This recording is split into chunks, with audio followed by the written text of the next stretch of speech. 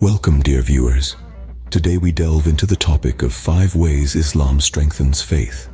Now, faith, as we know, is like a compass guiding us through the vast sea of life. It's what gives us strength in times of uncertainty, peace in times of turmoil, and hope in times of despair.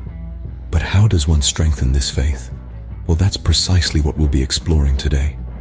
We'll be uncovering the 5 ways Islam, a faith followed by a significant portion of the world's population, helps fortify this essential element of life. We'll be discussing practices like prayer, fasting, charity, pilgrimage, and the belief in fate. Each of these practices holds profound depth and significance, and we can't wait to delve into them with you. So, without further ado, let's explore these ways together. First on our list is the Islamic practice of prayer, known as salat. Now imagine this. 5 times a day, every day, no matter where you are or what you're doing, you take a moment to pause. You step away from the hustle and bustle of life. You cleanse yourself, both physically and mentally, and you stand in humble submission before the Creator of the universe. This is salat, the Islamic prayer, and it plays a pivotal role in the life of a Muslim. Salat is not just a ritual, it's a conversation with God, a spiritual recharge, a moment of peace in a chaotic world. It's a time to reflect, to ask for guidance, to seek forgiveness, and to express gratitude. It's a moment to remember that no matter how big our problems may seem, there is a power much greater than us all. Performed 5 times a day, salat serves as a constant reminder of God and His greatness. From the pre-dawn prayer, known as Fajr, to the night prayer called Isha, each salat is a step towards spiritual growth and a strengthened faith. For Muslims, these 5 daily prayers are not a burden, but a blessing. They are a chance to disconnect from worldly distractions and reconnect with God. They are an opportunity to find balance, to cultivate patience, and to develop discipline.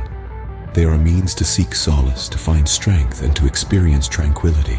And the beauty of salat is that it's not a solitary act. It brings together people of all ages, races, and social statuses. It creates a sense of community, a feeling of unity, and a bond of brotherhood. It teaches humility, promotes equality, and fosters love and respect among believers. So you see, salat is more than just a religious obligation. It's a spiritual journey, a moral compass, a way of life. It's a path to purity, a road to righteousness, a bridge to God. It's a beacon of light in a world full of darkness, a source of hope in times of despair, and a lifeline in moments of crisis. Indeed, salat is a powerful tool for strengthening faith. The second way Islam strengthens faith is through fasting, or Sawm. Imagine a whole month of pre-dawn to post-sunset fasting. No food, no drink, no indulgences. It's a test of willpower, discipline, and devotion. This is what Muslims around the world observe during the holy month of Ramadan. Sawm, or fasting, is not just about abstaining from physical needs. It's a spiritual journey that brings the faithful closer to their Creator. The significance of fasting is multi-layered. It's a time of introspection, a time to reflect on one's actions and intentions. It's a time to cleanse the soul, to let go of negative emotions and habits. It's a time to seek forgiveness and to forgive others. It's a time to practice patience, empathy, and humility. The discipline required to fast from dawn to dusk every day for a month fosters a sense of self-control. It helps the individual to resist temptations and to focus on what truly matters. This self-control is not limited to the month of Ramadan, but carries on throughout the year, strengthening the faith of the individual. Fasting also offers a deeper connection with God. It's a time when prayers are intensified, when the Quran is read with more devotion, when the connection with God is at its strongest. Fasting is seen as a form of worship, a way to show love and devotion to God. It's a time to express gratitude, to appreciate the blessings of life, and to reflect on the struggles of those less fortunate. But fasting is not just about the individual, it's about the community. During Ramadan, Muslims around the world come together to break their fast, to pray, and to celebrate. It's a time of unity, of shared experiences and shared faith. In essence, Sawm is a spiritual boot camp. It's a month-long journey of self-improvement, reflection, and deeper connection with God. It's a time to strengthen the faith, to renew the commitment to God, and to better oneself as a human being. Through Psalm, one can truly appreciate the blessings of life and strengthen their faith. The third way is through the practice of charity, known as zakat. Believe it or not, this is one of the pillars of Islam, a mandatory act of worship that calls on the faithful to share their blessings with those less fortunate. More than just an act of kindness, zakat is a testament to the strength and depth of one's faith. It's a way to purify one's wealth and soul, and it's a means to cultivate a sense of compassion and unity within the community. Imagine holding a handful of gold coins. They're yours, you've earned them, but instead of holding on tight, you open your hand and let a few coins slip away, giving them to someone who needs them more. That's zakat. It's a simple act, but it carries a profound message. We are all interconnected, and our prosperity is tied to the well-being of our community. Zakat is not about giving away what's left over or what we don't need.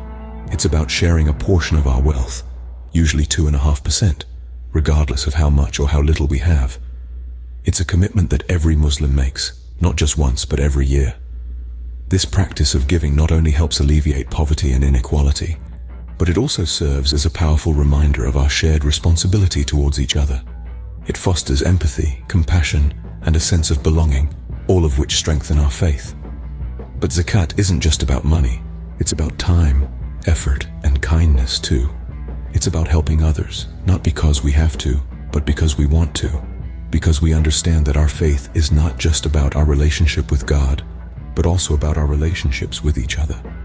Through zakat, we learn to value what we have, to share what we can, and to appreciate the joy and fulfillment that comes from helping others. It's a way to express our gratitude for our blessings, to purify our hearts, and to deepen our faith. Indeed, zakat is a beautiful way of expressing and strengthening faith. The fourth way Islam strengthens faith is through the pilgrimage, or Hajj. This is not just any journey. It's a deeply spiritual one, a once-in-a-lifetime voyage that Muslims are encouraged to embark upon if they are physically and financially able. The Hajj is more than a pilgrimage. It's a profound symbol of unity among Muslims worldwide. Picture this: millions of Muslims, regardless of their nationality, language, or status, all dressed in simple white garments, converging on the holy city of Mecca. It's a powerful image, isn't it? This shared experience fosters a sense of unity and equality that's hard to replicate elsewhere. Now imagine being a part of this sea of humanity, all moving in unison, all focused on the same spiritual goal. It's a humbling experience that reminds one of their place in the grand scheme of things, of the vastness of the Muslim community, and of the fundamental equality of all human beings in the eyes of God. But the Hajj is not just about unity and equality. It's also a journey of self-discovery and spiritual growth. The rituals performed during the Hajj, such as circling the Kaaba 7 times and standing on the plain of Arafat, are deeply symbolic and serve to remind Muslims of their faith's rich history and traditions. And then there's the personal aspect. The Hajj is a time for introspection, for seeking forgiveness, and for renewing one's commitment to their faith. It's a time for letting go of past mistakes and starting anew with a clean slate. Many Muslims describe their Hajj experience as a spiritual rebirth, as a transformative event that has strengthened their faith in ways they couldn't have imagined.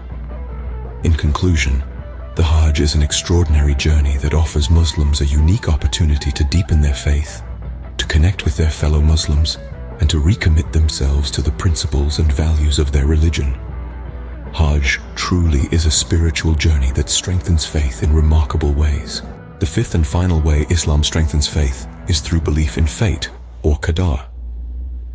Delving into the concept of qadar, it essentially embraces the belief in divine predestination. To put it simply, it's the faith that every happening, big or small, good or bad, is part of a divine plan. This plan is not just a random sequence of events, but rather a meticulously orchestrated design by the Supreme Being. This belief instills a sense of peace in one's heart, knowing that the trials and tribulations, as well as the joys and successes of life, are all parts of a greater plan. It encourages acceptance and patience, fostering a profound sense of trust in the divine process.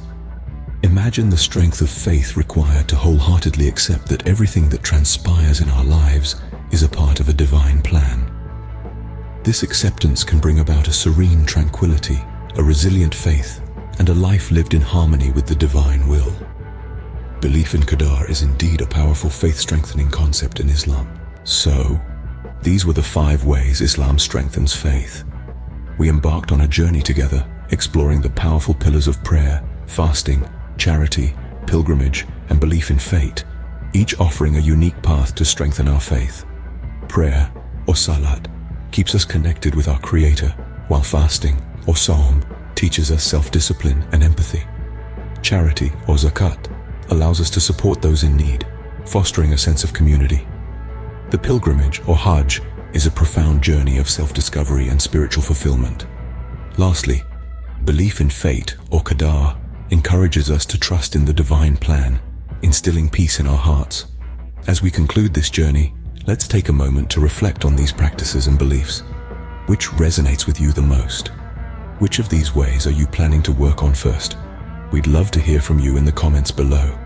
Until next time, stay blessed and keep your faith strong.